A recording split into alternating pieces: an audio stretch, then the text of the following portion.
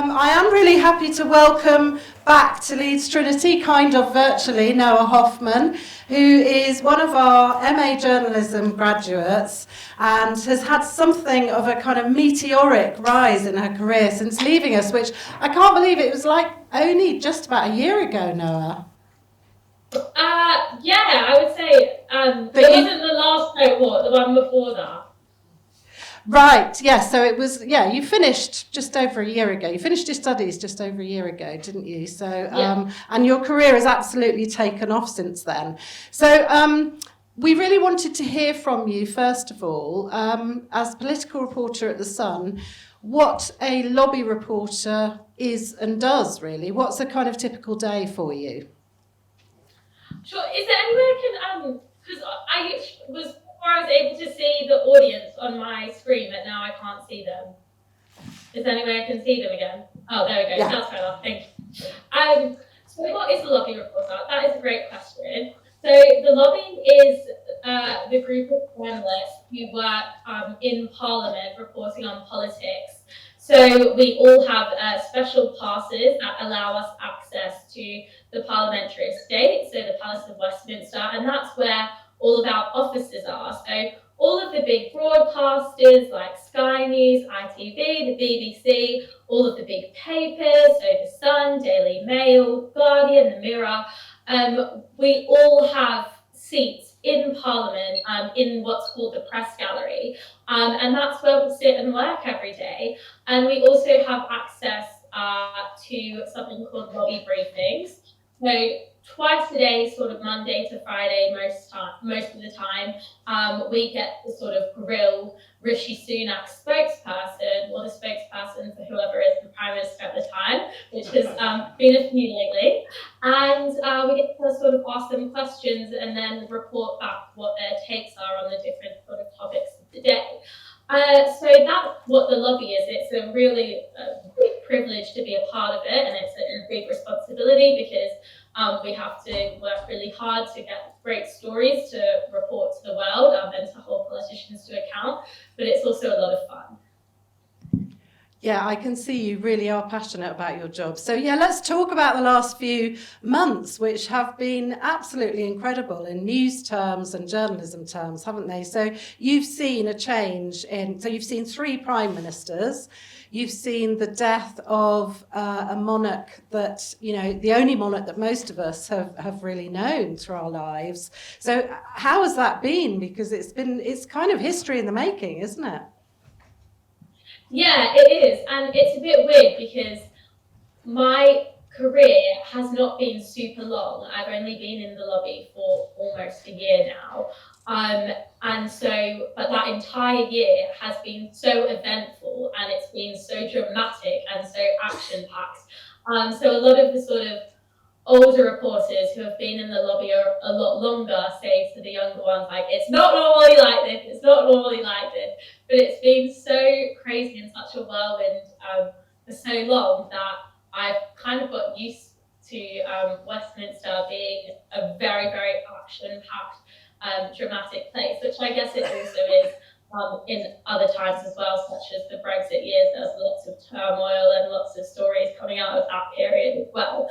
But being Prime Minister has been, for journalists, just as much of a sort of whiplash experience as it is for the public, because even though we're trying to sort of get ahead of the game and report things first, that pace and the way things change so quickly and the way little events build up to have big consequences is very exciting, not necessarily in a good way, but it's exciting to be there. But it's very weird, and sometimes you sort of forget that you're not reporting on a Netflix drama, you're reporting on events that are happening in the real world.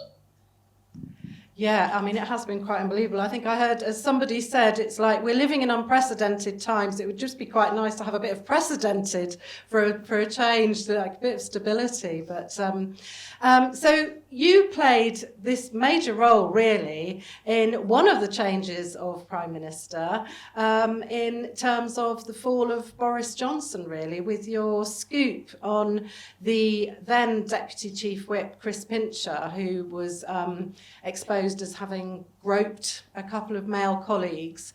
So tell us about, and this was like 4 days into your new job at The Sun, wasn't it? So tell us how that story came about. Yeah, so I just had a message basically explaining what had happened, and from there it was very fast paced. I was very lucky that I had the sort of Sun machine behind me, which involves, you know, the editors, the lawyers, the picture desk, all the different sort of cogs in the machine that can take a tip and turn it into a massive story. So from there, basically, I just spoke to my editors. We got the ball rolling in terms of sort of verifying what happened, going to all the right people to give them a right of reply, which I'm sure, Jenny, you've taught everyone about, very important. And we got the story out within sort of 4 hours of the original tip.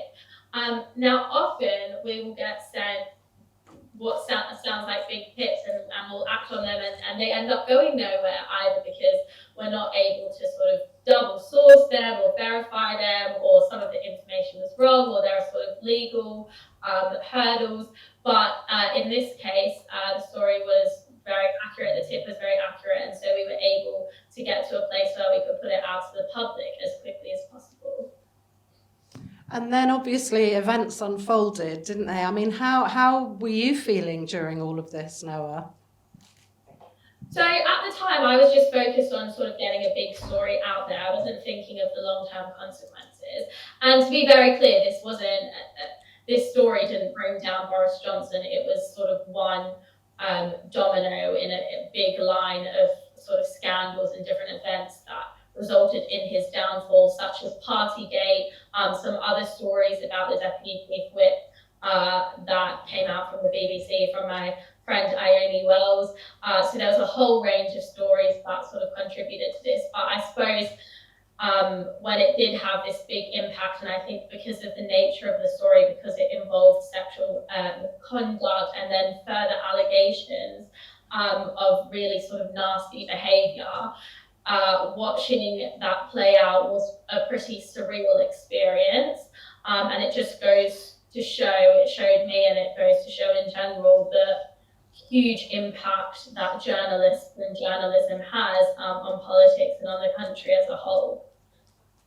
Yeah, what you're doing really matters, doesn't it? And you know, getting it right must have been hugely important for that story. In some ways, the bigger the story, the more important it is, isn't it? So what was that, Jenny? I was just saying the importance of getting it right, you know, particularly for a really big story like that. Did you have any concerns at any moment that what the information you'd been given maybe wasn't quite accurate? No, because we had everything sourced before it went out. So we had we didn't have a denial from the whip's office who we go to, because obviously Chris Pincher was a whip. And then also we had his resignation letter, so he wasn't going to write a resignation letter for no reason. So we didn't have any worries, and it obviously went through years as well. So I'm sure you've all learned in your media law class how important media law is, and we're very lucky at the Sun that we have a team there who is so great. Whenever there's anything that could be contentious, or when there's sort of reputational issues involved, everything goes through them.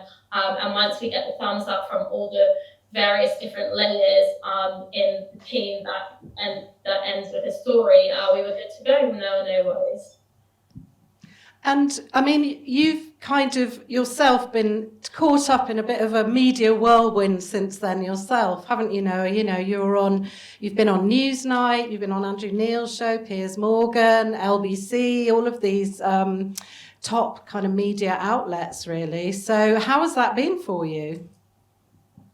It's been really fun, but it's definitely not been all about one story. In fact, if anything, that story is very much of the past now, and the narrative has moved on. We're 2 prime ministers later, and I've put out a lot of different exclusives since then. So when I go on media now, it's to talk about what's happening sort of in the here and now, and that's a real privilege. It's a lot of fun. I really enjoy doing broadcasts, and it's great that when you work in a newspaper, you're given an opportunity by producers to go and analyse a lot of stories, discuss them either by yourself or with other guests and panelists. And it's always great fun, and it's something I enjoy doing a lot. Hopefully that broadcasting training from here coming into good use, Noa. I wanted to ask you, your job depends on kind of developing good relationships and developing good sources in Westminster. So, you go behind the scenes at the party conferences and this kind of thing, and we've all seen, pictures of Michael Gove boogieing away at the post-political party conference parties. How difficult is it to kind of maintain relationships when, you're depending on them as a source, but you might have to report bad news either about them or about one of their political allies?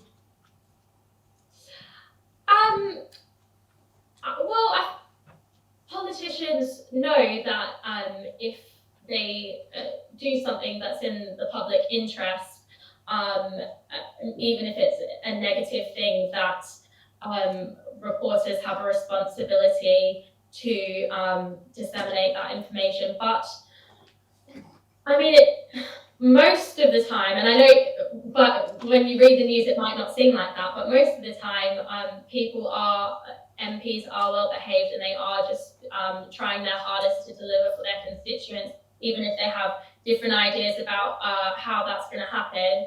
But it's not too often that you find yourself in a situation where you need to report a sort of bad story about someone you've developed a good relationship with. But even when that does happen, they tend to understand, oh no, like I made a mistake.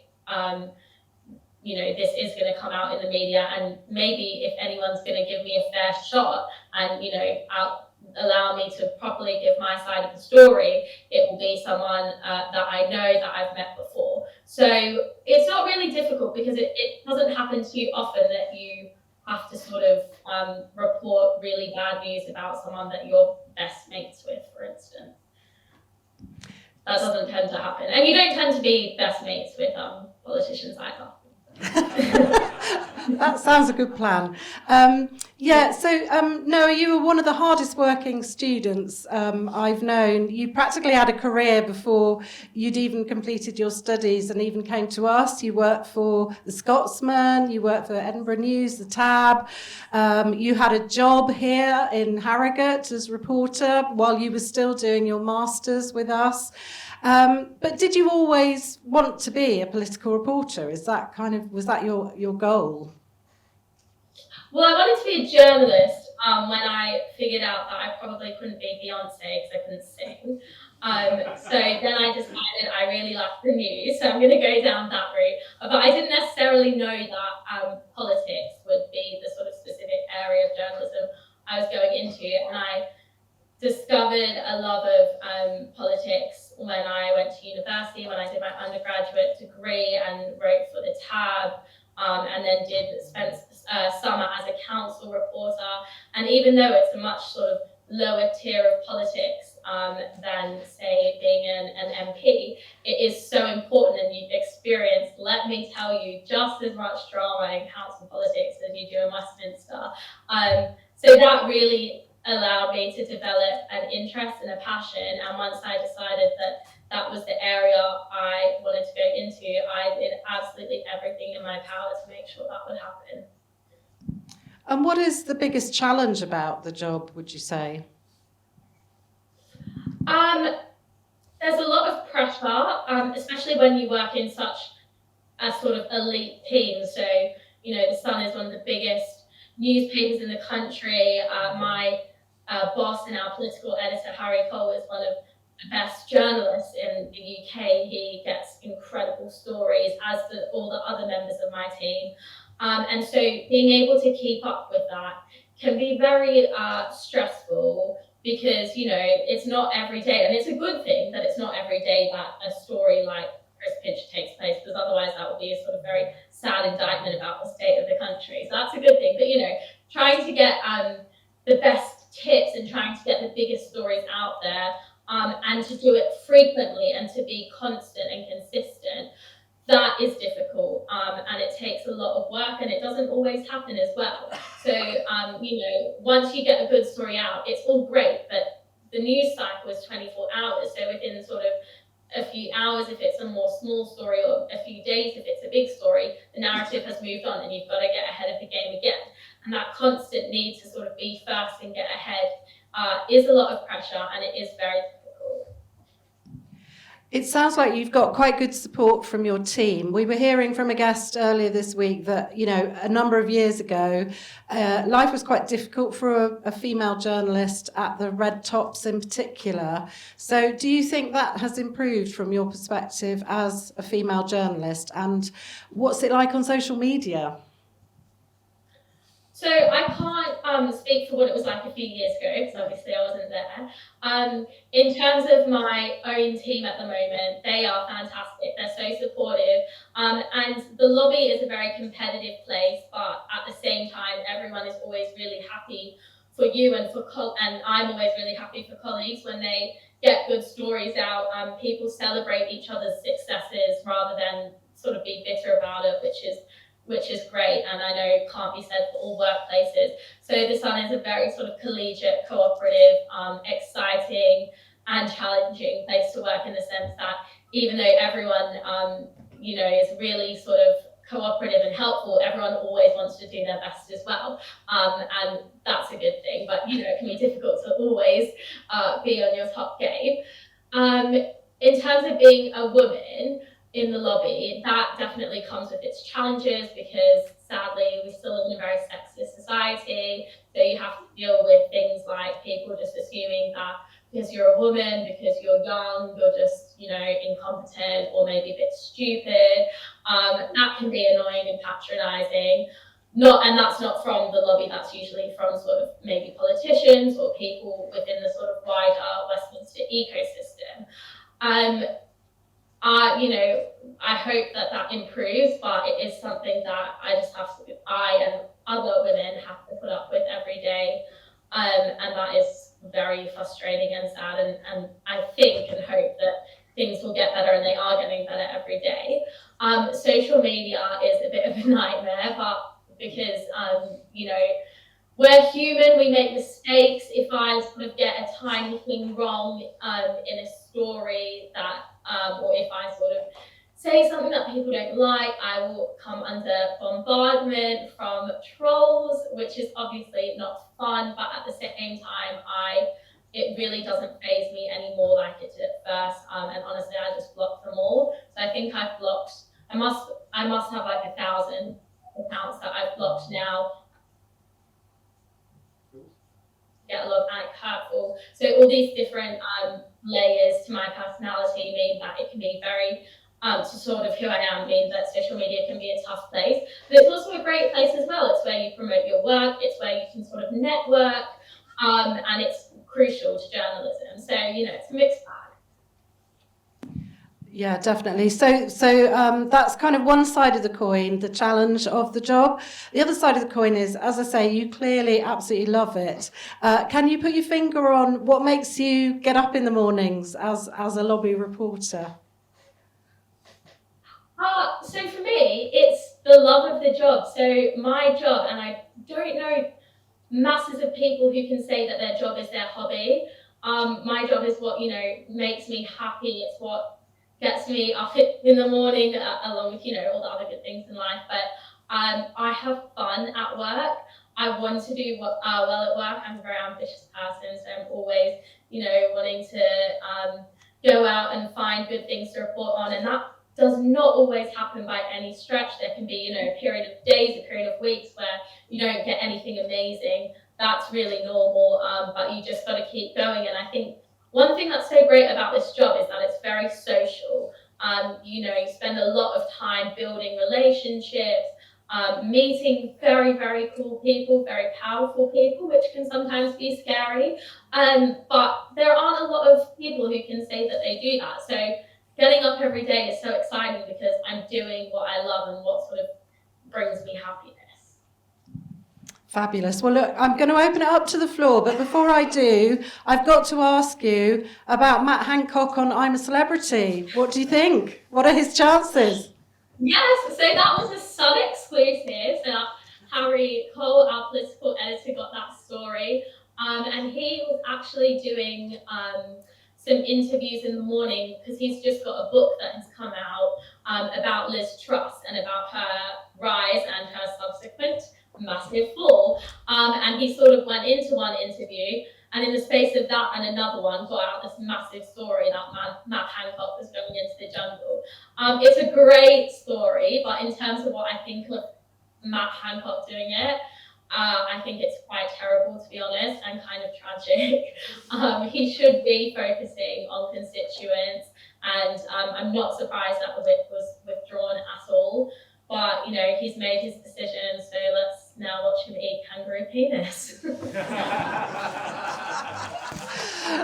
Yeah, I can't help feeling he's going to get voted in for a lot of trials, isn't he? Brilliant. Thank you, Noah. So I'm hoping we've got some questions from the audience. So Darren is going to run around and let people have the microphone. So we've got, first up, we've got Alex. Hi, Noah. I wanted to ask about your time at Leeds Trinity University when you were doing your assignments for, the degree. How difficult was it to get those assignments done, approaching people for interviews and things like that? Because I think I struggle with just approaching people for interviews, gaining the confidence, thinking that I can't get the person that I think I can get. How did you overcome those challenges? That's a really great question. So in the lobby and in political reporting, confidence is so important. Even if you are coming in at a really sort of junior level, as I did, if no one knows you, you just have to act like you're the HIT. Like, you need to think, I don't care what other people think about you. You need to big yourself up and, walk the walk, talk the talk. You just need to sort of flaunt it. So when you're at Leeds Trinity, you think, I'm an up-and-coming journalist. I'm a rising star. I'm going to ask this person for an interview. Don't think about what they might think of you. And if they give you a rude response, well, that's their loss. You just have to really sort of big yourself up in your own head and sort of grow that confidence. Just walk and talk like you are, a Newsnight presenter, even if you are just a student, as I was, because that's the way that you sort of get people's attention, and that's the way that you start then build up those contacts, get those interviews, so you can get to a place where you don't even need to sort of like fake it anymore. You just need to, I guess confidence is something that can take time, take practice, but keep putting yourself out there. That's what I did. I got so many rejections. If I had £1 for every time I was rejected from an interview, from a job, anything like that, oh my God, I'd be so rich. So you just have to keep going and know that people have done it before you. Even if you find it really cringe asking someone to speak to, forget it, just do it. The worst they can say is no. But you really have to put yourself out there. Hi, Noah. Just a quick question, really, on what you think of the future of British politics, obviously, with Rishi Sunak's pledge to fix the economy, so he said. Where do you see it going, and are we just doomed, basically? So what was the last part of that question? Where do you see it going, and are we just doomed? Are we doomed? Okay. These questions are really tough because working in Westminster politics, you learn that things can change literally in the space of minutes, and a event that happens in the space of minutes can change the entire course of history. and you learn that pretty quickly being in the lobby. I think as things stand, and this is no sort of hot take, all the polling indicates that we could very well see a Labour government come in at the next election, which will obviously be a huge change after 12 years of the Conservatives in charge. Rishi Sunak has a mountain to climb to turn that around, and obviously we soon have the autumn budget coming up where there'll be some decisions that will prove unpopular with a lot of people. So I guess a lot will come down to whether and how he gets a grip on inflation and sort of how the public assess the last 12 years of Conservative government, whether they want to see more of it or whether they want to change. I think as things stand, we are looking like there's going to be a Labour government coming in, but I absolutely would not say that's beyond a change, of course. In Westminster, anything can happen, but there is a huge hill for the Tories to climb to, get back to a place where they can win another election. Hello, Noah, I'm EJ. I'd like to ask, there's been some discussion that politicians should be banned from participating in reality shows such as Matt Hancock being on I'm a Celebrity. What's your take on this? I don't have a problem with politicians doing reality shows when it's outside of, periods where Parliament is sitting. And there's very few, parliamentary recess, but there's very few weeks in the parliamentary recess. And I imagine there's very few TV shows that run within those small time frames. So I think, if you want to raise awareness about a cause and reality TV is the way to do that, that's great. But if it's going to take any sort of time away from your duty to your constituency and Parliament, to sort of asking questions in the Commons chamber, scrutinising legislation, I don't think many people would suggest that is a good or fair idea to the people who sort of voted you in. You can always stand down at the next election and go for it with a reality TV career, but while you're an elected MP, unless it's a very short, few days situation, I don't see how it's a good idea at all. I have two questions that are kind of interconnected, if I may. The first one is Pippa Carrera really the goddess of political reporting in Westminster? And then secondly, what's it like separating your own political viewpoint from that of your news organisation? It would appear that Pippa's got quite a socialist view, given that she's gone from the Mirror to the Guardian. But is that the same for you? So is Pippa a goddess? Yes, I think she is. She's amazing. She is one of the best journalists in the lobby, and she is someone that I look up to and aspire to. And if I can be a quarter as good as her one day, I'll be very happy. But she's not the only one. At the same time, my own editor, Harry, people like Stephen Swinford from The Times, who somehow gets a massive exclusive every single day. I don't know how he does it. It's really great in the lobby when you're a junior because there are so many sort of Tysons to look up to. As for separating your own views from the views of your paper, I don't think it's too difficult. I mean, I'm not a political activist, I'm a reporter, and so I'm able to sort of, where I can, just tell the story and let readers decide from a story what their view is. Obviously, The Sun takes positions on issues in our leader column, so that's the voice of the Sun newspaper, but that's not written by me or written by my team, that's written specifically by leader writers.